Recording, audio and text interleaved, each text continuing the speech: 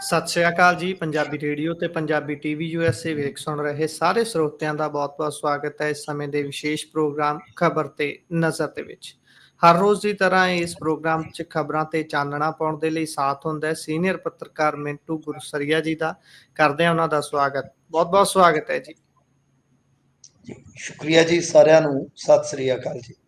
ਸਤਿ ਸ਼੍ਰੀ ਅਕਾਲ ਜੀ। ਸੋ ਅੱਜ ਦੇ ਪ੍ਰੋਗਰਾਮ ਦੇ ਸਪਾਂਸਰਸ ਨੇ ਖਾਲਸਾ ਇੰਸ਼ੋਰੈਂਸ। ਲੰਬੇ ਸਮੇਂ ਤੋਂ ਇੰਸ਼ੋਰੈਂਸ ਦੇ ਖੇਤਰ 'ਚ ਸੇਵਾਵਾਂ ਨਿਭਾ ਰਹੇ ਨੇ। ਸੰਪਰਕ ਨੰਬਰ ਹੈ 408-272-2500। ਟਿਰਕਿਆਣਾ ਇਮੀਗ੍ਰੇਸ਼ਨ ਲਾ ਫਰਮ। ਜੇ ਟਿਰਕਿਆਣਾ ਹੁਣਾਂ ਨਾਲ ਸੰਪਰਕ ਕਰ ਸਕਦੇ ਹੋ ਇਮੀਗ੍ਰੇਸ਼ਨ ਬਾਬਤ ਕਿਸੇ ਵੀ ਤਰ੍ਹਾਂ ਦੀ ਸਲਾਹ ਕਰਨ ਦੇ ਲਈ। Krishan Dhanota, Yuba City, Baljinder Singh, Nijjar, Woodland, GN lube ਵਾਲੇ ਟਰੱਕ ਵਾਸ਼ ਕਰਦੇ ਨੇ, ਆਇਲ ਚੇਂਜ ਕਰਦੇ ਨੇ, 에ਅਰ ਬ੍ਰੇਕਸ ਦਾ ਕੰਮ ਤਸੱਲੀ ਬਖਸ਼ ਕਰਦੇ ਨੇ। ਨਵੇਂ ਪੁਰਾਣੇ ਟਾਇਰ ਵੀ ਤੁਸੀਂ ਇਹਨਾਂ ਦੇ ਕੋਲੋਂ ਖਰੀਦ ਸਕਦੇ ਹੋ। ਲੋਕੇਸ਼ਨ ਸੈਂਟਾਨੇਲਾ ਦੇ ਵਿੱਚ ਹੈ। ਨਿੰਮਾ ਸਹੋਤਾ ਹੋਣਾ ਦਾ ਨੰਬਰ ਹੈ 209-277-0113। Jaswinder Singh Nagra, Roseville, Avtar Singh Sangha, Yuba City, Baldev Singh Kang, Yuba City. ਬਹੁਤ-ਬਹੁਤ ਧੰਨਵਾਦ ਹੈ ਇਹਨਾਂ ਸਾਰੇ ਸਪਾਂਸਰਸ ਦਾ ਜਿਹੜੇ ਜ਼ਰੀਆ ਬਣਦੇ ਨੇ ਪ੍ਰੋਗਰਾਮਾਂ ਨੂੰ ਤੁਹਾਡੇ ਤੱਕ ਪਹੁੰਚਦਾ ਕਰਨ ਦੇ ਲਈ। ਸੋ ਹੁਣ ਰੁਕ ਕਰਦੇ ਹਾਂ ਜੀ ਖਬਰਾਂ ਦਾ। ਸਭ ਤੋਂ ਪਹਿਲੀ ਖਬਰ ਤੇ ਜੇਕਰ ਮੈਂ ਚੱਲਾਂ ਤਾਂ ਕੇਜਰੀਵਾਲ ਹੁਣੀ ਅੱਜ ਦਾਅਵਾ ਕੀਤਾ ਕਿ ਸਭ ਤੋਂ ਵੱਡਾ ਤਸਕਰ ਫੜਿਆ ਹੈ।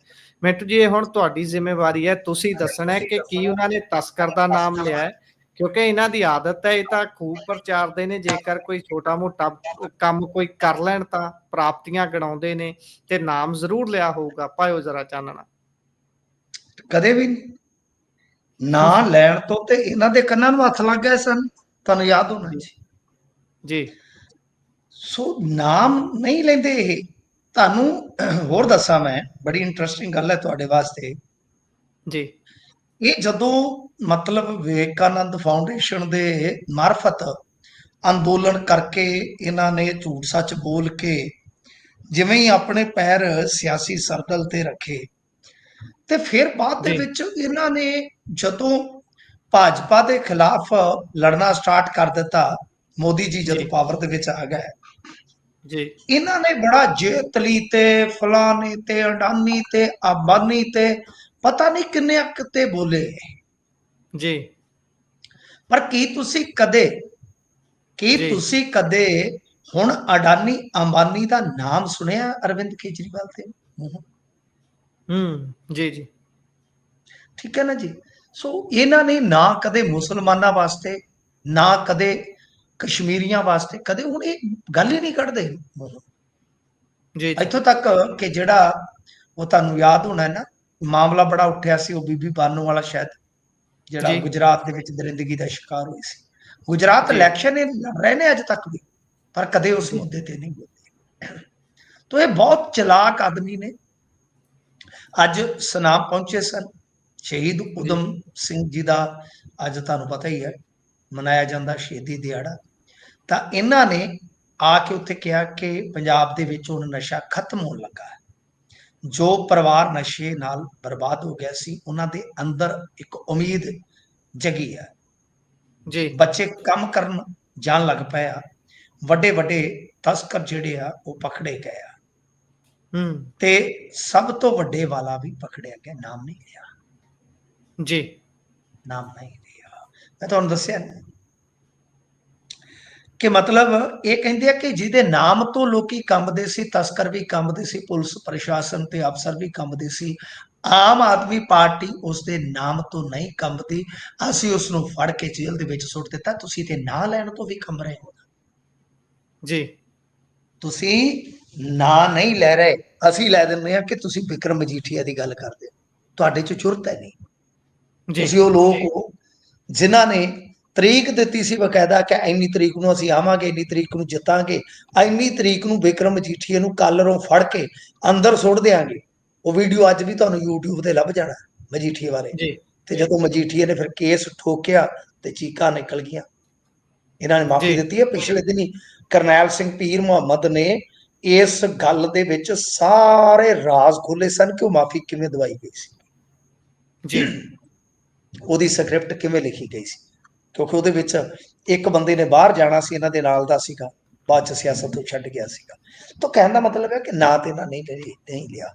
ਪਰ ਇਹ ਵੱਡੇ ਇਨਕਲਾਬੀਆਂ ਦੀਆਂ ਅੱਜ ਗੱਲਾਂ ਸੁਣੋ ਕਿ ਇਹਨਾਂ ਨੇ ਬਹੁਤ ਸਾਰੇ ਜਿਹੜੇ ਅੰਦੋਲਨਕਾਰੀ ਸੰਘਰਸ਼ਸ਼ੀਲ ਬੇਰੁਜ਼ਗਾਰ ਆ, ਯਾਨੀ ਬੇਰੁਜ਼ਗਾਰ। ਅੱਛਾ, ਮੈਂ ਤੁਹਾਨੂੰ ਇੱਕ ਹੋਰ ਗੱਲ ਦੱਸਦਾ, ਬੇਰੁਜ਼ਗਾਰ ਦਾ ਮਤਲਬ ਇਹ ਨਹੀਂ ਹੁੰਦਾ ਮੈਂ ਘਰ ਵਾਲੀ ਦੀਆਂ ਪਕਾਈਆਂ ਖਾ ਕੇ 18 ਰੋਟੀਆਂ ਤੇ ਮੰਜੇ ਤੇ ਪੈ ਕੇ ਤੇ ਲਿਖ ਦੇਵਾਂ ਫੇਸਬੁੱਕ ਤੇ ਕਿ ਮੈਂ ਤੇ ਬੇਰੁਜ਼ਗਾਰ ਆ। ਜੀ ਇਹ ਨਹੀਂ ਹੁੰਦਾ। ਬੇਰੁਜ਼ਗਾਰ ਦੀ ਵਿਆਖਿਆ ਸਰ ਇਹ ਹੁੰਦੀ ਹੈ ਕਿ ਤੁਸੀਂ ਉਸ ਕੰਮ ਦੇ ਕਾਬਲ ਹੋ ਜਿਸ ਨੂੰ ਤੁਸੀਂ ਮੰਗਣ ਗਏ, ਬਟ ਉਹ ਬਾਜ਼ਾਰ 'ਚ ਨਹੀਂ ਹੈ, ਸਿਸਟਮ 'ਚ ਨਹੀਂ ਹੈ, ਤਦ ਤੁਸੀਂ ਬੇਰੁਜ਼ਗਾਰ ਹੋ। ਇਹਨਾਂ ਨੂੰ ਤਾਂ ਮੈਂ ਬੇਰੁਜ਼ਗਾਰ ਕਹਿ ਰਿਹਾ ਸੰਘਰਸ਼ੀ। ਤੋ ਇਹਨਾਂ ਨੂੰ ਸਰ, ਆ ਮੇਰੇ ਪਿੰਡ ਦੇ ਨਾਲ ਮੇਰਾ ਇੱਕ ਦੋਸਤ ਹੈ ਸਕੂਲ ਟਾਈਮ ਦਾ, ਉਹ ਵੀ ਸੰਘਰਸ਼ੀਲ ਹੈ। ਤਾਂ ਤੁਸੀਂ ਦੇਖ ਲਓ ਕਿ ਕਿੰਨੀ ਉਮਰ ਹੋ ਗਈ ਹੋਏਗੀ, ਸੰਘਰਸ਼ਾਂ 'ਚ ਹੀ ਲੰਘ ਗਈ ਸਾਰੀ ਜ਼ਿੰਦਗੀ। ਤਾਂ ਗੱਲ ਇਹ ਆ ਕਿ ਉਹਦੀ ਢਾਣੀ ਨੂੰ ਘੇਰਾ ਪਾ ਕੇ ਐ ਖਲੋਤੇ ਜਿਵੇਂ ਗੈਂਗਸਟਰ ਹੋਵੇ। ਮੈਂ ਸਵੇਰੇ ਲੰਘਿਆ, ਉਹਨਾਂ ਦੀ ਢਾਣੀ ਤੋਂ ਗਾਂ, ਢਾਣੀ ਬੋਲਦੇ ਸਾਡੇ ਇੱਧਰ ਮਤਲਬ ਕਿ ਖੇਤਾਂ 'ਚ ਘਰ ਆ ਜਿਹੜਾ, ਉਹਨਾਂ ਦੇ ਗਾਂ ਸਮਾਧ ਜੀ ਸੀਗੀ ਬਣੀ ਹੋਈ ਤੇ ਇੱਧਰ ਮਾਲ ਵਿੱਚ ਹੁੰਦੀ ਆ ਜੀ। ਮੈਂ ਕਿਹਾ ਪੁਲਿਸ ਕਿਤੇ ਸਮਾਧ ਤੇ ਮੱਥਾ ਟੇਕਣ ਆਈ, ਮੈਂ ਕਿਹਾ ਦਫਾ ਕਾਰ ਖਿਲਾਰ ਕੇ ਮੈਂ ਕਿਹਾ ਫੋਟੋ ਖਿੱਚਦਾ। ਬਾਅਦ ਚ ਪਤਾ ਲੱਗਿਆ ਕਿ ਉਹ ਤਾਂ ਫਿਰ ਮੈਨੂੰ ਥੋੜੀ ਜਿਹੀ ਇੱਕ ਗੱਡੀ ਗਾਂ ਖਲੋਤੀ, ਇੱਕ ਹੋਰ ਸਮਾਧ ਜੀ ਕੋਲ। ਮੈਂ ਕਿਹਾ ਨਹੀਂ ਮੱਥਾ ਟੇਕਣ ਨਹੀਂ ਆਏ ਤੇ ਰਮਨ ਨੂੰ ਘੇਰ ਕੇ ਬੈਠੇ ਆ। ਫਿਰ ਮੈਂ ਉਹਨੂੰ ਫੋਨ ਲਾਇਆ, ਕਹਿੰਦਾ ਮੈਂ ਤੇ ਰਾਤ ਦਾ 1 ਵਜੇ ਦਾ ਨਜ਼ਰਬੰਦ ਕਰਕੇ ਇਹਨਾਂ ਨੇ ਘਰ 'ਚ ਬਿਠਾਇਆ। ਉਹ ਤੇਰੇ ਪਿਆਰ ਦੇ ਜੁਰਮ ਵਿੱਚ ਸੋਹਣਿਆ ਤੇ ਮਾਪਿਆਂ ਨੇ ਘਰ 'ਚ ਬਣਾਤੀ ਜੇਲ੍ਹ ਵੇ। ਉਹਦੇ ਤਾਂ ਘਰ 'ਚ ਜੇਲ੍ਹ ਬਣਾਈ ਹੋਈ ਹੈ ਤੇ 2 ਕੁ ਵੇਖੇ ਮੈਂ ਪਰਾਂ ਝੋਨੇ 'ਚ ਬੜੇ ਫਿਰਨ। ਮੈਨੂੰ ਇਹ ਲੱਗਾ ਜਿਵੇਂ ਝੋਨੇ 'ਚ ਗੰਦ ਕੱਢਣ ਆਈ ਆ ਪੁਲਿਸ, ਘਾਹ ਕੱਢਣ ਆਈ ਆ। ਬਾਅਦ 'ਚ ਪਤਾ ਲੱਗਾ ਕਿ ਉਹ ਵੀ ਵਿਚਾਰੇ ਚੁਗੀ ਜਾਂਦੇ ਹੋਣੇ, ਵੇਲੇ ਕੀ ਕਰਨਾ। ਦੇਖੋ ਕਿੰਨੀ ਪੁਲਿਸ ਜਿਹੜੀ ਅੱਜ ਇਹਨਾਂ ਨੇ ਇਸ ਕਰਕੇ ਲਾ ਰੱਖੀ ਕਿ ਭਾਈ ਕਿਤੇ ਬੇਰੁਜ਼ਗਾਰ ਜਾਂ ਸੰਘਰਸ਼ੀਲ ਉਧਰ ਨਾ ਪਹੁੰਚ, ਹਿਸਾਬ ਲਾ ਲਓ। ਅੱਛਾ, ਇਸ ਤੋਂ ਇਲਾਵਾ ਇਹ ਜਦੋਂ ਇਨਕਲਾਬੀਆਂ ਦੇ ਬੌਸ ਜਿਹੜੇ ਬੋਲਣ ਲੱਗੇ ਨਾ, ਅੱਜ ਵੀਡੀਓ ਤੁਸੀਂ ਉਹ ਵਾਇਰਲ ਦੇਖਿਆ ਹੋਣਾ, ਇੰਟਰਸਟਿੰਗ ਹੈ ਜੀ। ਇਹ ਜਦੋਂ ਵੀ ਬੋਲਣ ਲੱਗੇ ਲੋਕਾਂ ਨੇ ਉਥੋਂ ਚਾਲੇ ਪਾ ਦਿੱਤੇ, ਪੰਡਾਲ ਖਾਲੀ ਹੋ ਗਿਆ। ਜੀ ਵਾਇਰਲ ਹੋ ਰਹੀ ਹੈ ਉਹ ਵੀਡੀਓ। ਉਹ ਵੀਡੀਓ ਵਾਇਰਲ ਹੋ ਰਹੀ ਹੈ, ਮੇਰੇ ਕੋਲ ਵੀਡੀਓ ਹੈਗੀ ਹੈ ਜੀ। ਤੇ ਮੈਨੂੰ ਬਹੁਤ ਜ਼ਿਆਦਾ ਮਤਲਬ ਕਿ ਇੱਕ ਉੱਥੋਂ ਦੇ ਕਹਿ ਲਓ ਕਿ ਇਹਨਾਂ ਦੇ ਨੇੜੂ ਬੰਦੇ ਨੇ ਭੇਜੀ, ਉਹਨੇ ਕਿਹਾ ਸਾਰਾ ਪੰਡਾਲ ਹੀ ਖਾਲੀ ਹੋ ਗਿਆ।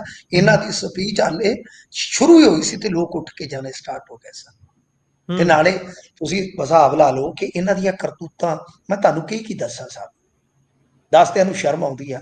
ਕੱਲ ਇਹਨਾਂ ਨੇ ਇੱਥੇ ਮੇਰੇ ਇਲਾਕੇ 'ਚ ਆਉਣਾ ਤੇ ਟੀਚਰਾਂ ਦੀਆਂ ਮਤਲਬ ਕਿ ਲਾ ਲਓ ਜਿਸ ਥਾਂ ਤੇ ਇਹਨਾਂ ਨੇ ਆਉਣਾ, ਉਹ ਤੋਂ 40 ਕਿਲੋਮੀਟਰ ਦੂਰ ਤੱਕ ਦੇ ਟੀਚਰਾਂ ਨੂੰ ਕਿਹਾ ਕਿ ਤੁਸੀਂ ਬੱਸਾਂ 'ਚ ਭਰ ਕੇ ਉੱਥੇ ਜਾਣਾ, ਯਾਨੀ ਇਕੱਠ ਵਿਖਾਇਆ ਜਾ ਸਕੇ। ਆਹ ਗੱਲਾਂ ਨੇ ਇਹਨਾਂ ਦੀਆਂ।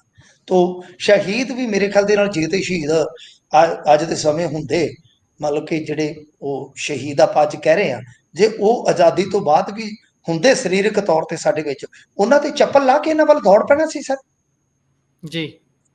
ਜਿਸ ਤਰ੍ਹਾਂ ਦਾ ਭਗਤ ਸਿੰਘ ਨੂੰ ਆਦਰਸ਼ ਮੰਨਣ ਵਾਲਿਆਂ ਨੇ ਆ ਜਲੂਸ ਕੱਢ ਰੱਖਿਆ ਕਿ ਤੁਸੀਂ ਕਿਸੇ ਨੂੰ ਬੋਲਣ ਵੀ ਨਹੀਂ ਦੇਣਾ, ਘਰਾਂ 'ਚ ਜੇਲ੍ਹਾਂ ਬਣਾ ਦਿੱਤੀਆਂ ਜੀ, ਪੁਲਿਸ ਨਫਰੀ ਜਿਹੜੀ ਆ ਖੇਤਾਂ 'ਚ ਵਾੜ ਦਿੱਤੀ ਆ।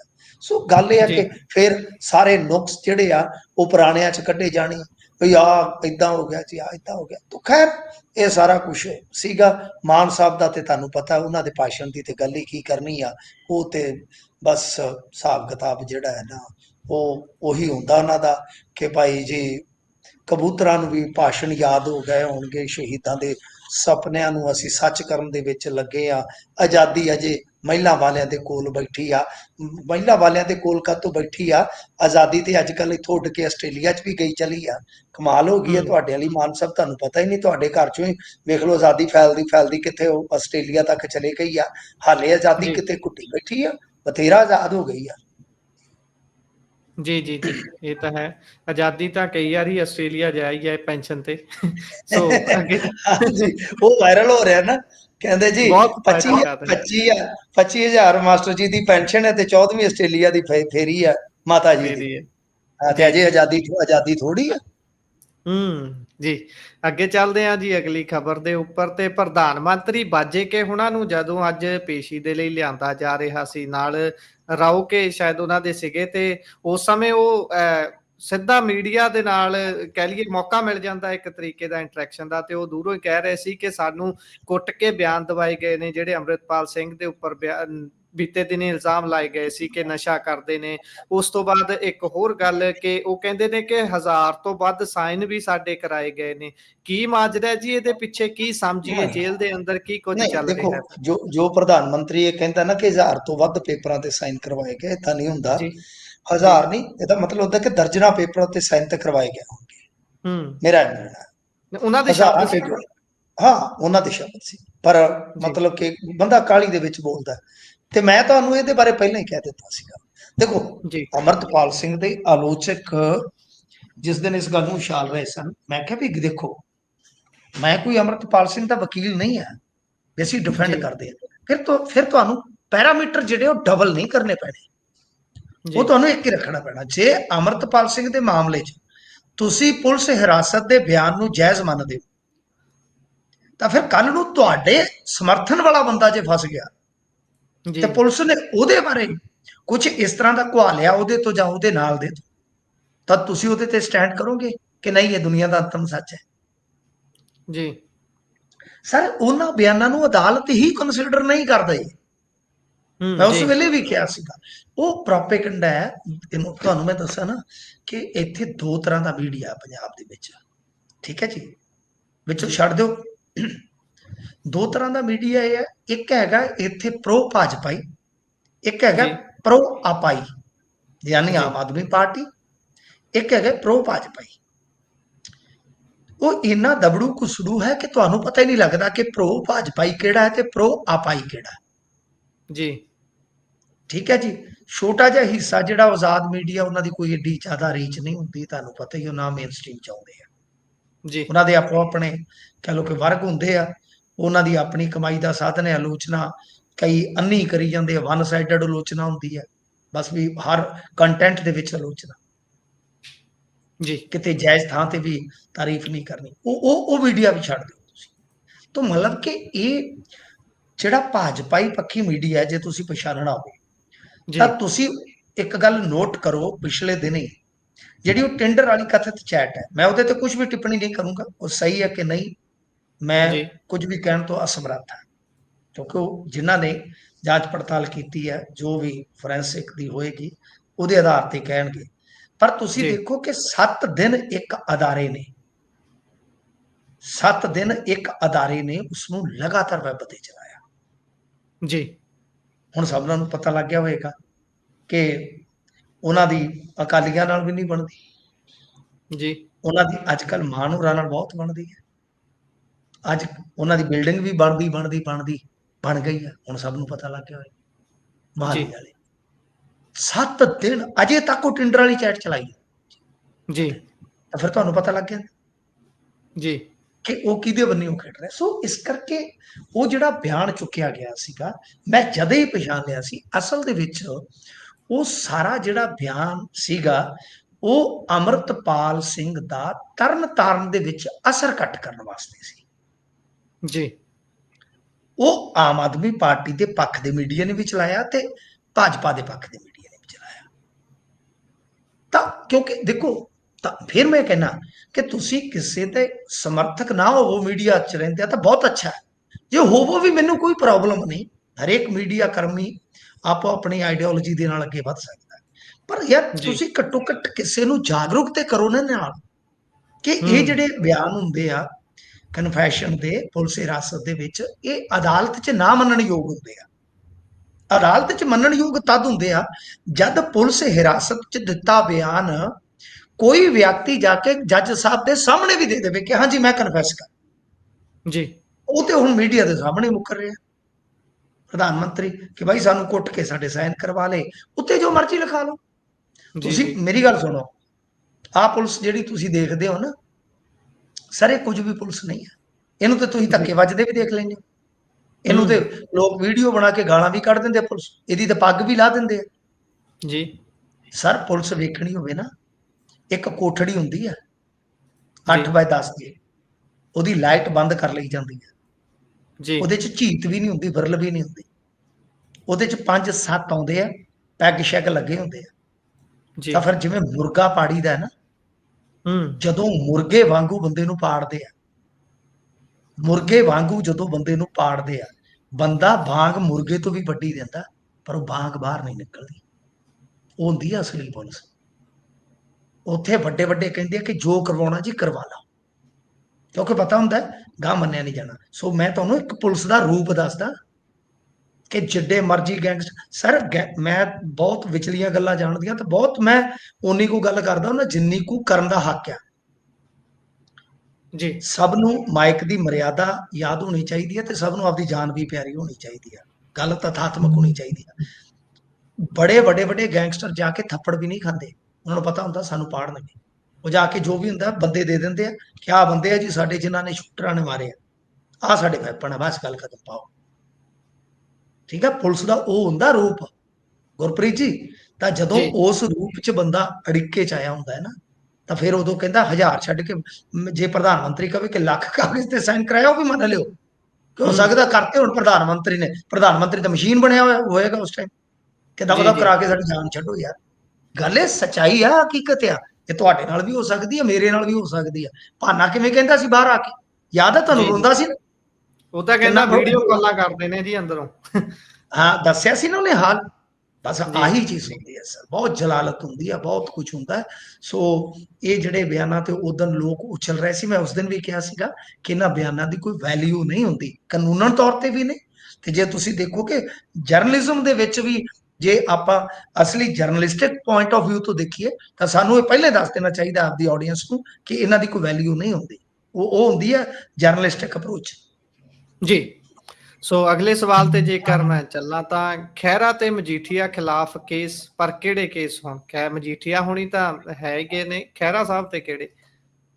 ਦੇਖੋ ਮਜੀਠੀਆ ਤੇ ਕੇਸ ਅੱਜ ਇਹਨਾਂ ਨੇ ਇੱਕ ਹੋਰ ਦਰਜ ਕਰ ਦਿੱਤਾ। ਮੈਂ ਤੁਹਾਨੂੰ ਕੀ ਕਿਹਾ ਸੀਗਾ ਯਾਦ ਗੁਰਪ੍ਰੀਤ ਜੀ ਕਰੋ ਕਿ ਹੁਣ ਰਿਹਾਈ ਦੇ ਦਿਨ ਨੇੜੇ ਨੇੜੇ ਵੀ ਆ ਗਏ ਆ। ਜੀ ਤੇਰੀ ਮਾਸੀ 1 ਮਹੀਨੇ ਦੀ ਜਿਹੜੀ ਨਿੱਤ ਦਾ ਗੇੜਾ ਰੱਖਦੀ ਸੀ, ਮੈਨੂੰ ਸ਼ੱਕ ਜਿਹਾ ਤਾਂ ਪੈਂਦਾ ਸੀ, ਨਾਲੇ ਖੱਬੀ ਅੱਖ ਫਰਕਦੀ ਸੀ। ਤਾਂ ਉਹ ਦਿਨ ਨੇੜੇ ਦਾ ਹਿਸਾਬ ਕਿਤਾਬ ਹੁੰਦਾ। ਤਾਂ ਗੱਲ ਇਹ ਆ ਜੀ ਕਿ ਹੁਣ ਚਲਾਨ ਪੇਸ਼ ਹੋਣਾ ਹੈ, ਚਾਰਜ ਸ਼ੀਟ ਫਾਈਲ ਕਰਨੀ ਆ, ਮਜੀਠੀਆ ਨੂੰ ਜ਼ਮਾਨਤ ਮਿਲ ਜਾਵੇਗੀ, ਕੋਈ ਵੱਡੀ ਗੱਲ ਨਹੀਂ ਹੈ। ਜੀ ਠੀਕ ਹੈ ਜੀ।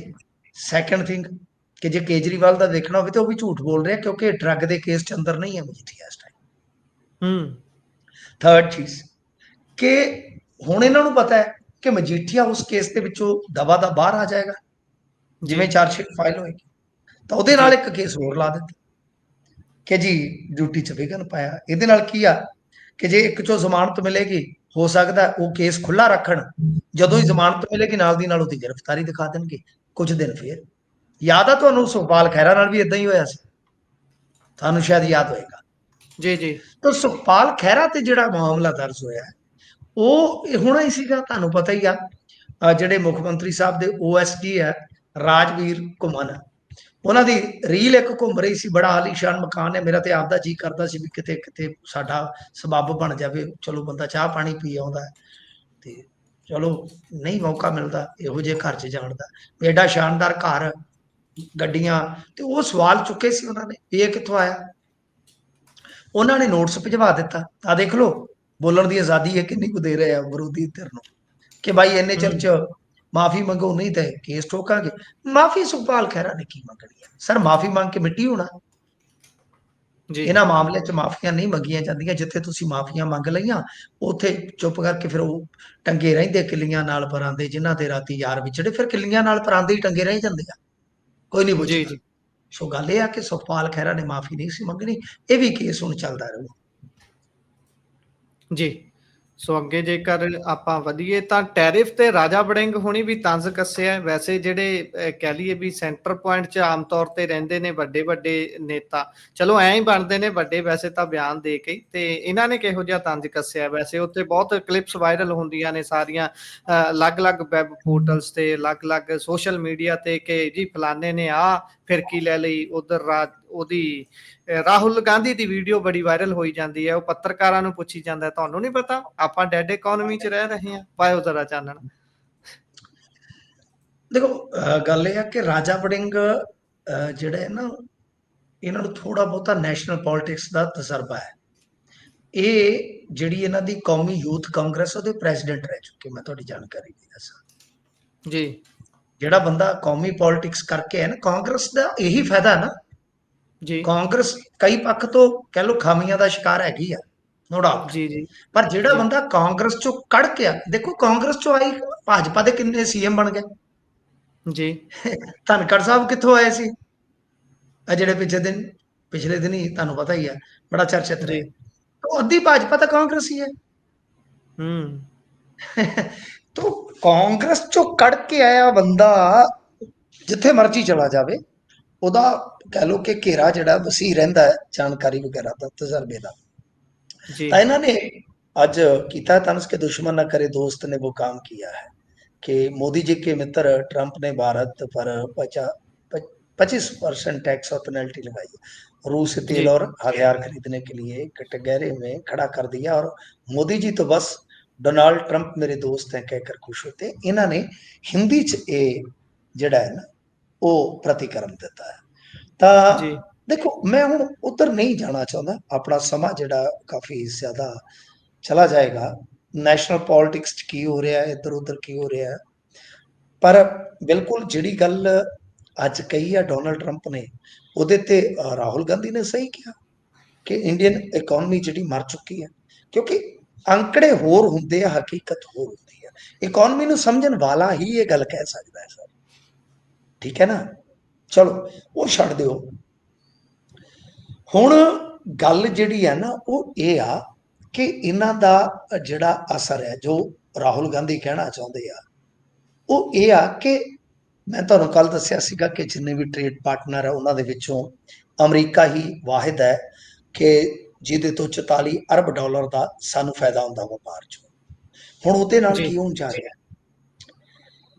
ਮੋਟਾ ਮੋਟੀ ਮਤਲਬ ਕਿ ਮੈਂ ਇਹ ਸਾਰਾ ਕੁਝ AI ਤੋਂ ਹੀ ਪੁੱਛ ਗਿੱਛ ਕਰਕੇ ਤੇ ਥੋੜਾ ਜਾਣਿਆ ਸੀਗਾ। ਮੈਂ ਕਹਿ ਦੇਵਾਂ ਮੇਰੇ ਕੋਲ जी। ਡਾਕੂਮੈਂਟ ਤਾਂ ਨਹੀਂ ਹੈ ਜਾਂ ਇੱਧਰ ਉੱਧਰ ਦੇ जी। ਜਿਹੜੇ ਮਤਲਬ ਮੀਡੀਆ 'ਚੋਂ ਆંકੜੇ ਆ, ਕਿ ਅੰਦਾਜ਼ਨ ਲਾ ਲਓ ਕਿ ਜਿਵੇਂ ਫਾਰਮਾਸਿਊਟੀਕਲ ਆ, ਟੈਕਸਟਾਈਲ ਆ ਜਾਂ IT ਆ, ਇਹ ਸਾਰਾ ਕੁਝ ਪਾ ਕੇ ਸਾਡਾ ਅਮਰੀਕਾ ਦੇ ਐਕਸਪੋਰਟ 'ਚ ਤਕਰੀਬਨ 4 ਕਰੋੜ ਬੰਦਾ ਲੱਗਿਆ। 4 ਕਰੋੜ। ਉਹਨੂੰ ਇਉਂ ਸਮਝ ਲਓ ਜੇ ਉਹਦਾ ਲਾਸ ਦੇਖਣਾ ਹੋਵੇ 25% ਟੈਰਿਫ ਵਿਦ ਪੈਨਲਟੀ, ਠੀਕ ਹੈ ਜੀ, ਤਾਂ ਉਹ ਇਦਾਂ ਹੋਏਗਾ ਕਿ ਮੰਨ ਲਓ ਇਹਨਾਂ ਸਾਰਿਆਂ ਦੀ 20-20 ਹਜ਼ਾਰ ਰੁਪਈਆ ਆਮਦਨ ਸਾਲ ਦੀ ਘਟਾ ਦੇ, ਮੋਟਾ ਮੋਟੀ। ਯਾਨੀ ਇਹਨੂੰ ਹੋਰ ਸਰਲ ਕਰ ਲਓ ਕਿ ਤੁਹਾਡੇ ਮੋਬਾਈਲ ਦੇ ਵਿੱਚ, ਇਹ ਮੈਂ ਲਗੋਤਮ ਛੋਟੀ ਜਿਹੀ ਦੱਸਦਾ ਤੁਹਾਨੂੰ, ਤੁਹਾਡੇ ਮੋਬਾਈਲ ਦੇ ਵਿੱਚ ਕੰਟੈਕਟਸ ਹੁੰਦੇ ਆ ਨਾ, ਤੇ ਉਹਦੀ ਗਿਣਤੀ ਹੁੰਦੀ ਆ ਇੰਨੇ ਸੌ ਇੰਨੇ ਸੌ, ਮੰਨ ਲਓ जी। 300 ਆ, ਤਾਂ जी। ਇਹਨੂੰ ਇਉਂ ਲਾ ਲਓ ਕਿ 300 ਚੋਂ 10 ਤੁਹਾਡੇ ਜਿਹੜੇ ਆ ਨਾ ਉਹ ਅਫੈਕਟਡ ਹੋ ਜਾਣਗੇ। ਤਾਂ ਇਹਦਾ ਮਤਲਬ ਹੈ ਕਿ ਫਾਰਮਾਸਿਊਟੀਕਲ ਸੈਕਟਰ ਦੇ ਵਿੱਚ ਜੇ ਇਦਾਂ ਦਾ ਕੁਝ ਹੋਏਗਾ, ਮੰਨ ਲਓ ਅਮਰੀਕਾ ਟੈਰਿਫ ਲਾਏਗਾ, ਉਹਦੀ ਡਿਮਾਂਡ ਡਿੱਗੇਗੀ ਤਾਂ ਮੈਨੂਫੈਕਚਰਿੰਗ ਡਿੱਗੇਗੀ, ਤਾਂ ਰੁਜ਼ਗਾਰ ਡਿੱਗੇਗਾ, जी। ਰੁਪਈਆ ਸਾਡਾ ਡਿੱਗੇਗਾ। ਯਾਨੀ ਚੌਂ ਤਰਫੋਂ ਅਸੀਂ ਇੱਕ ਤਰ੍ਹਾਂ ਨਾਲ ਕਹਿ ਲਓ ਕਿ ਇਹਦਾ ਸ਼ਿਕਾਰ ਹੋ ਗਿਆ। ਸਰ ਟੈਰਿਫ ਲੱਗਦੇ ਨੇ, ਇਹ ਵੱਡੀ ਗੱਲ ਨਹੀਂ ਹੈ। ਬਹੁਤ ਸਾਰੇ ਸੈਂਕਸ਼ਨ ਈਰਾਨ ਤੇ ਲੱਗੇ, ਰਸ਼ੀਆ ਤੇ ਲੱਗੇ। ਤੁਸੀਂ ਦੇਖੋ ਰਸ਼ੀਆ ਦੀ ਇਕਨੋਮੀ जी। ਬਾਵਜੂਦ ਸੈਂਕਸ਼ਨ ਲੱਗਿਆਂ ਦੇ ਅੱਜ ਵਧੀਆ ਘੁੰਮ ਰਹੀ ਆ। ईरान वाले यार तुसी फिर एडी बेइज्जती ना कराओ ना मुल्क दी। तुसी ते मतलब कि मैं कि उदाहरण देना हुंदा कि साडी हालत पता किस तरह दी हो गई कि जी। चौंक दे विच सिपाही खलोता से ते कोई मोटरसाइकिल लई आंदा, उन्हें रोक लिया। मोटरसाइकिल कह लो कि उहदा ना मडगार्ड चज दा, ना नंबर प्लेट, ना लैणा ना देना, टैंकी ते जी। फुल बूटियां बनियां झरीटा नाल। ਤੇ ਉਹ ਸੱਜਣ ਨੂੰ ਪੁੱਛਿਆ ਤੇਰੇ ਕੋਲ ਡਰਾਈਵਿੰਗ ਲਾਇਸੈਂਸ, ਕਹਿੰਦਾ ਨੋ। ਤੇਰੇ ਕੋਲ ਆਰਸੀ, ਕਹਿੰਦਾ ਨੋ। ਤੇਰੇ ਕੋਲ ਇੰਸ਼ੋਰੈਂਸ, ਨੋ। ਤੇਰੇ ਕੋਲ ਪੋਲਿਊਸ਼ਨ, ਕਹਿੰਦਾ ਨੋ। ਤੇ ਕੱਖ ਵੀ ਨਹੀਂ ਹੋ, ਕੱਖ ਨਹੀਂ ਹੋ ਪੱਲੇ ਸਰਦੂਰ ਤੇ ਹੈ ਨਹੀਂ ਕੁਝ। जी। ਹੁਣ ਤੁਸੀਂ ਦੇਖੋ ਕਿ ਸਿਪਾਹੀ ਕਹਿੰਦਾ ਵੀ ਏਦਾਂ ਕਰ ਵੀ ਪਹਿਲਾਂ ਡੰਡ ਬੈਠਕਾ ਮਾਰ ਜਾਂ ਉਠਕ ਬੈਠਕ ਕਰ। जी। ਉਹ ਭਾਈ ਮੋਟਰਸਾਈਕਲ ਤੋਂ ਉਤਰਿਆ, ਉਹਨੇ ਮੋਟਰਸਾਈਕਲ ਲਾਇਆ ਸਾਈਡ ਤੇ जी। ਹਫਤੇ ਨੇ ਉਹਨੇ 25-30 ਬੈਠਕਾਂ ਵੀ ਮਾਰਦੀਆਂ। ਤੇ ਜਦ ਨੂੰ ਸਿਪਾਹੀ ਨੇ ਕੱਢ ਕੇ ਚਲਾਨ ਵੀ ਉਹਨੂੰ ਫੜਾਤਾ ਕਿ ਲੈ ਮਿੱਤਰਾ ਤੇਰਾ 20,000 ਦਾ ਚਲਾਨ ਹੈ। जी। ਉਹ ਨਾਲੇ ਮੋਟਰਸਾਈਕਲ ਨੂੰ ਦੇਖ ਲਿਆ, ਨਾਲੇ ਉਹਨੇ ਚਲਾਨ ਦੇਖ ਲਿਆ, ਤੇ ਨਾਲੇ ਆਪਦੇ ਵੱਲ ਨੂੰ ਦੇਖ ਲਿਆ ਕਿ ਯਾਰ ਫਿਰ ਬੈਠਕਾਂ ਮੈਂ ਕਾਹਤੋਂ ਲਾਤੀਆਂ ਧੱਕੇ ਨਾਲ ਹੀ ਵੀ, ਇਹ ਕਿਹੜਾ जी। ਕਸੂਰ ਹੈ ਮੇਰਾ। ਮਤਲਬ ਕਿ ਹਾਲਤ ਇਹ ਆ ਕਿ ਚੁਰਾਹੇ 'ਚ ਬੈਠਕਾਂ ਵੀ ਮਰਵਾ ਲੀਆਂ ਸਿਪਾਹੀ ਨੇ, जी। ਬੇਇੱਜ਼ਤ ਵੀ ਕਰਤਾ, ਜ਼ਲੀਲ ਵੀ ਕਰਤਾ, चलान भी करता सर, चलान भी करता। तो साडी हालत अल्टीमेटली वैसी हो गई। जी। डोनाल्ड ट्रंप कल्ले टैरिफ का थोड़ी कह रहे सी इंडिया ਨੂੰ, ਉਹ ਕਹਿ ਰਹੇ ਸੀ ਇਹ ਵੀ ਮੰਨੋ ਕਿ ਤੁਹਾਡੀ ਜੰਗਬੰਦੀ ਵੀ ਮੈਂ ਕਰਾਈ ਵੀ ਮੈਨੂੰ ਬਾਈ ਤੁਸੀਂ ਰეკਮੈਂਡ ਵੀ ਕਰੋ ਉਹਦੇ ਵਾਸਤੇ ਨੋਬਲ ਵਾਸਤੇ। जी। ਕਮਾਲ ਹੈ ਯਾਰ, ਤੁਹਾਨੂੰ ਇਹਨਾਂ ਦਾਬੂ ਕਰਤਾ ਤੁਸੀਂ। ਮੈਨੂੰ ਤਾਂ ਕਦੇ ਕਦੇ ਲੱਗਦਾ ਮੋਦੀ ਸਾਹਿਬ ਨੇ ਜਿਹੜਾ ਗਲਤ ਨਾਂ ਲਿਆ ਸੀ ਨਾ जी। ਡੋਨਾਲਡ ਟਰੰਪ ਦੀ ਥਾਂ ਤੇ ਕਹਿ ਦਿੱਤਾ ਸੀ ਡੋਨਾਲਡ ਟਰੰਪ ਆਣਗੇ ਜੀ, ਉਹ जी। ਗੁੱਸਾ ਕਰ ਗਿਆ, ਬੜਾ ਡਾਢਾ ਗੁੱਸਾ ਕੀਤਾ। ਉਹ ਤੇ ਉਦੋਂ ਤੋਂ ਲੈ ਕੇ ਹੁਣ ਤੱਕ ਨਰਿੰਦਰ ਮੋਦੀ ਦੇ ਪਿੱਛੇ ਪਏ ਨੇ, ਭਾਰਤ ਦੇ ਪਿੱਛੇ ਪੈ ਗਏ ਨੇ। ਤੋ ਇਹ ਸਾਡੀ ਕੂਟਨੀਤੀ ਵਿਦੇਸ਼ ਨੀਤੀ ਕਹਿ ਲਓ ਕਿ ਇਸ ਵੇਲੇ ਸਦਮੇ 'ਚ ਚਲੇ ਗਏ ਨੇ ਭਗਤ ਕਿ ਅਸੀਂ ਤੇ ਹਵਨ ਕੀਤੇ ਸੀ ਟਰੰਪ ਆਊਗਾ, ਅਸੀਂ ਤਾਂ ਹੌਡੀ ਮੌਡੀ ਕੀਤਾ ਸੀ, ਅਸੀਂ ਤਾਂ ਅਬ ਕੀ ਵਾਰ ਟਰੰਪ ਸਰਕਾਰ ਕੀਤਾ ਸੀ, ਅਸੀਂ ਤੇ ਟਰੰਪ ਆਉਣ ਤੇ ਝੁਕੀਆਂ ਕੱਜੀਆਂ ਸੀ ਕਿ ਗਰੀਬੀ ਨਾ ਦਿਸੇ। ਸਾਰਾ ਕੁਝ ਟਰੰਪ ਨੇ ਚੱਕ ਕੇ ਤੇ ਖੂਹ ਦੇ ਵਿੱਚ ਸੁੱਟ ਦਿੱਤਾ। ਖੈਰ ਇਹ ਹੈ ਇਸ ਵੇਲੇ ਦੀ ਹਾਲਤ, ਯਾਨੀ ਕਹਿਣ ਦਾ ਮਤਲਬ ਮੈਂ ਤੁਹਾਨੂੰ ਦੱਸ ਦਿੱਤਾ ਕਿ ਪ੍ਰਭਾਵ ਇਹਦਾ ਕਿਸ ਤਰ੍ਹਾਂ ਪੈਣਾ ਹੈਗਾ ਆਉਣ ਵਾਲੇ ਸਮੇਂ 'ਚ। ਜੀ। ਉਧਰ ਪਤਾ ਨਹੀਂ ਟੈਰਿਫ ਦੀ ਮਾਰ ਦੇਸ਼ ਤੇ ਪਈ ਹੈ, ਖਰੇ ਨਾਲ ਦੀ ਨਾਲ ਦਿਮਾਗਾਂ ਤੇ ਵੀ ਪੈ ਗਈ ਹੈ। ਮੈਂ ਦੇਖੀ ਜਾਂਦਾ ਸੀ ਵੀਡੀਓ, ਇੱਕ ਪੰਡਤ ਅੱਗ ਬਾਲ ਕੇ ਅੱਗੇ ਚਪੇੜਾ ਮਾਰੀ ਜਾਂਦਾ ਸੀ ਮੂੰਹ ਤੇ ਡੋਨਾਲਡ ਟਰੰਪ ਦੀ ਫੋਟੋ ਦੇ। ਤੇ ਕਈ ਤਰ੍ਹਾਂ ਦੀਆਂ ਚੀਜ਼ਾਂ ਹੋ ਰਹੀਆਂ ਨੇ, ਆਪਣੇ ਆਪਣੇ ਹੱਥਕੰਡੇ ਅਪਣਾਏ ਜਾ ਰਹੇ ਨੇ ਕਿ ਕਿਸੇ ਤਰੀਕੇ ਟੈਰਿਫ 'ਚ ਕੋਈ ਕਟੌਤੀ ਕਰਾ ਲਈ ਜਾਵੇ। ਸੋ ਅੱਗੇ ਚੱਲਦੇ ਹਾਂ। ਕਰੋਨਾ ਦੇ ਵਿੱਚ ਸਟਾਰ ਬਣੀ ਸਬ ਇੰਸਪੈਕਟਰ ਭਗੌੜੀ ਐਲਾਨਣੀ ਪਈ ਹੈ ਜੀ, ਕੀ ਹੈ ਸਾਰਾ ਮਾਜਰਾ? ਦੇਖੋ ਕਦੇ ਕਦੇ ਹੋ ਜਾਂਦਾ ਏਦਾਂ, ਇਹਨੂੰ ਸਨਮਾਨ ਮਿਲਿਆ ਜੀ। ਕੈਪਟਨ ਅਮਰਿੰਦਰ ਸਿੰਘ ਕੋਲ। ਉਦੋਂ ਤੁਹਾਨੂੰ ਪਤਾ ਹੀ ਹੈ ਕਰੋਨਾ 'ਚ ਇੱਕੋ ਜਿਹਾ ਕੰਮ ਹੁੰਦਾ ਸੀ, ਉਹ ਮਾਸਕ ਜਿਹਾ ਪਾ ਕੇ ਸਵੇਰੇ ਲਾਈਵ ਹੋ ਜਾ ਕੇ ਬਹਿ ਜਾਂਦੇ ਸੀ ਤੜਕੇ। ਜੀ। ਕਦੀ ਤੁੜਕਾ ਤੇ ਲਾਉਂਦੇ ਲੋਕ ਵੀ ਨਜ਼ਰ ਆਉਂਦੇ ਸੀ ਉਹ। ਹਾਂਜੀ ਤੁੜਕਾ ਲਾਉਂਦਿਆਂ ਦੀਆਂ ਤਸਵੀਰਾਂ ਵੀ ਵਾਇਰਲ ਹੁੰਦੀਆਂ ਸੀ ਉਹਨਾਂ ਦੀਆਂ, ਜਦੋਂ ਉਹਨੇ ਸਪੋਰਟਸ ਤੋਂ ਵਾਪਸ ਆਉਂਦੇ ਸੀ। ਆਹੋ ਉਹ ਤਾਂ ਲੰਬਕ ਲੁੰਬਕ ਵਾਲੇ ਜਦੋਂ ਆਏ ਉਹ ਦੇਗਚਾ ਜਿਹਾ ਰੱਖੀ ਬੈਠਾ, ਪਤਾ ਨਹੀਂ ਕੀ ਤਿੱਤਰ ਬਟੇਰੇ ਸੀ ਉਹਦੇ 'ਚ। ਉਹ ਮੁੜ ਜੀ। ਕੇ ਉਹਦੇ 'ਚ ਕੜਛੇ ਮਾਰਨ ਜੋਗਾ ਹੀ ਰਹਿ ਗਿਆ, ਜੀ। ਬਸ ਬੇਬੇ ਖੁੱਲਾ ਟਾਈਮ ਜੋਗਾ ਮਿਲ ਰਹਿ ਗਿਆ। ਗਿਆ। ਕੰਮ ਹੀ ਖੁੱਲਾ ਹੋ ਗਿਆ ਸਰ। ਗੱਲ ਇਹ ਆ ਹੂੰ। ਕਿ ਉਦੋਂ ਇਹਨੂੰ ਕੋਈ ਕੰਮ ਨਹੀਂ ਸੀ ਹੁੰਦਾ ਕੈਪਟਨ ਨੂੰ, ਕਦੇ ਉਹਨੂੰ ਜੀ। ਕਦੇ ਉਹਨੂੰ। ਉਹ ਇੱਕ ਕੁੜੀ ਹੁੰਦੀ ਸੀ ਉਹ ਜਿਹੜੀ ਮੁੰਡੇ ਦਾ ਰੋਲ ਅਦਾ ਕਰਦੀ ਹੁੰਦੀ ਸੀ, ਕਿ ਮੈਨੂੰ ਨਾਂ ਭੁੱਲ ਗਿਆ, ਉਹ ਉਹਨੂੰ ਕਾਲ ਲਾ ਲਈ, ਕਦੇ ਉਹਨੂੰ ਲਾ ਲਈ। ਤੇ ਇਸੇ ਤਰ੍ਹਾਂ ਕਰੋਨਾ ਕਾਲ ਦੇ ਵਿੱਚ ਇਹ ਅਰਸ਼ਪ੍ਰੀਤ ਕੌਰ ਹੁੰਦੀ ਸੀ SHO, ਇਹਨੂੰ ਇਹਨਾਂ ਜੀ। ਨੇ ਫਰੰਟ ਲਾਈਨ ਵਾਰੀਅਰ ਦਾ ਖਿਤਾਬ ਦਿੱਤਾ, ਬੜੀ ਸਿਫਤ ਕੀਤੀ। ਇਹ ਬਾਅਦ ਦੇ ਵਿੱਚ ਸਰ ਮਤਲਬ ਕਿ ਬਦਨਾਮ ਹੀ ਹੋ ਗਈ ਮਹਿਕਮੇ ਦੇ ਵਿੱਚ। ਜੀ। ਇੱਕ ਦੋ ਕੰਟਰੋਵਰਸੀਆਂ ਹੋਈਆਂ, ਫਿਰ ਸਭ ਤੋਂ ਤਗੜਾ ਮੌਕਾ ਇਹ ਆਇਆ ਕਿ 5 ਲੱਖ ਰੁਪਈਆ ਲੈ ਕੇ ਇਹਨਾਂ ਨੇ ਕੋਈ ਫੀਮ 'ਚ ਬੰਦੇ ਫੜੇ ਸੀਗੇ, ਉਹ ਛੱਡ ਦਿੱਤੇ। ਜੀ। ਦੋ ਮੁਨਸ਼ੀਆਂ ਨੂੰ ਸਸਪੈਂਡ ਕਰ ਦਿੱਤਾ ਗਿਆ, ਮਾਮਲਾ ਦਰਜ ਕਰ ਦਿੱਤਾ। ਫਿਰ ਉਸ ਤੋਂ ਬਾਅਦ ਇਹ ਗਾਇਬ ਹੋ ਗਏ। ਹੁਣ ਤੁਸੀਂ ਵੇਖੋ, ਹਿਸਾਬ ਲਾ ਲਓ ਕਿ ਇੰਨਾ ਸਮਾਂ ਹੋ ਗਿਆ, ਲਗਭਗ 9-10 ਮਹੀਨੇ ਹੋ ਗਏ ਆ।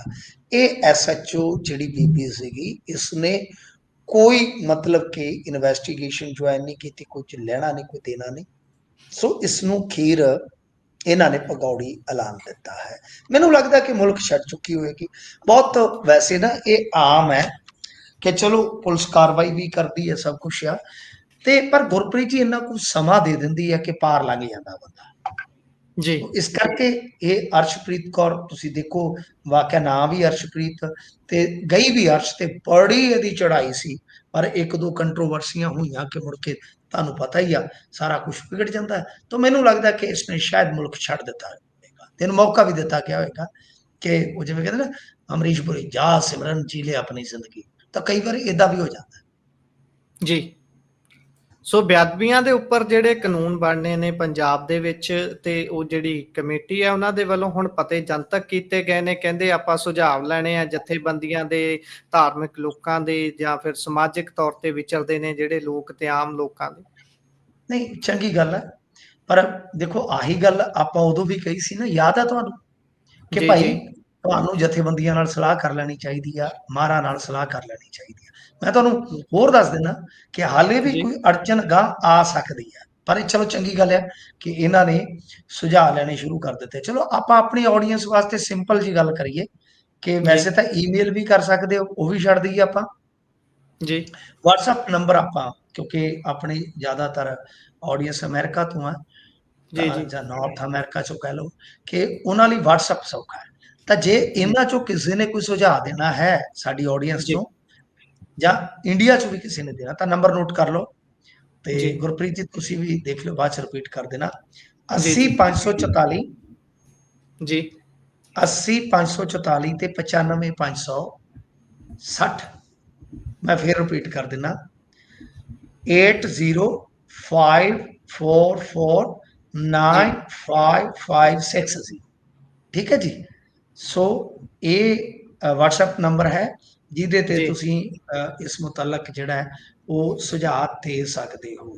ਤੇ ਜੇ ਜੀ ਈਮੇਲ ਕਿਸੇ ਨੇ ਕਰਨਾ ਹੈ ਤਾਂ ਫਿਰ ਜੀ ਤੁਸੀਂ ਉਹ pvs.legislation ਜੀ pvs.legislation@gmail.com ਤੇ ਵੀ ਕਰ ਸਕਦੇ ਹੋ ਈਮੇਲ। ਸੋ ਮੇਰੇ ਖਿਆਲ ਦੇ ਨਾਲ ਤੁਸੀਂ ਜੇ ਕਰੋਗੇ ਤਾਂ ਇਹਨੂੰ 1-2 ਦਿਨਾਂ ਚ ਭੇਜ ਦਿਓਗੇ ਤੇ ਬਿਹਤਰ ਆ। ਵੈਸੇ ਇਹਨਾਂ ਨੇ ਤਰੀਕ ਜਿਹੜੀ ਆ ਮੇਰੇ ਖਿਆਲ ਦੇ ਨਾਲ ਇਹਦੇ ਚ ਦਿੱਤੀ ਹੈ, ਸ਼ਾਇਦ 1 ਮਹੀਨੇ ਦੀ ਆ ਮੇਰੇ ਖਿਆਲ ਦੇ ਨਾਲ। 1 ਮਹੀਨੇ ਦਾ ਵਕਫਾ ਇਹਨਾਂ ਨੇ ਰੱਖਿਆ ਸੀਗਾ ਸੁਝਾਵਾਂ ਇਤਿਆਦਿਕ ਵਾਸਤੇ। ਪਰ ਜਿਹਨੇ ਵੀ ਸੁਝਾਅ ਕੋਈ ਦੇਣਾ ਹੋਵੇ, ਕੋਈ ਮਾੜੀ ਗੱਲ ਨਹੀਂ ਗੁਰਪ੍ਰੀਤ ਜੀ, ਜੀ ਜੇ ਤੁਹਾਨੂੰ ਕੋਈ ਲੱਗਦਾ ਤੁਸੀਂ ਵੀ ਸੁਝਾਅ ਭੇਜੋ, ਕਿਉਂਕਿ ਆਪਾਂ ਹੀ ਕਹਿੰਦੇ ਆ ਨਾ ਕਿ ਕਾਨੂੰਨ ਇਦਾਂ ਦਾ ਬਣਨਾ ਚਾਹੀਦਾ।